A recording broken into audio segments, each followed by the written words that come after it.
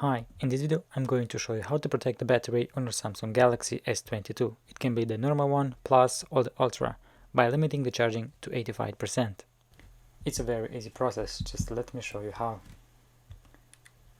Simply go to Settings, scroll down to Battery, make sure the battery protection is on, then tap on Battery Protection, and here you have three options: the basic, adaptive and the maximum. On the basic option, it says here when the battery is charged to 100%, charging will stop until the battery level drops to 95%, then charging will start again.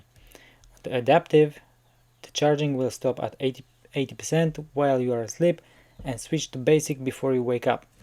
And the maximum, here you can set the limit when to stop charging. You have 80%, 85%, 90% and 95%. I usually keep this one at 85%. It's the best way to make sure you have enough battery, and it also helps with the battery health. That's it. Let me know if it works for you.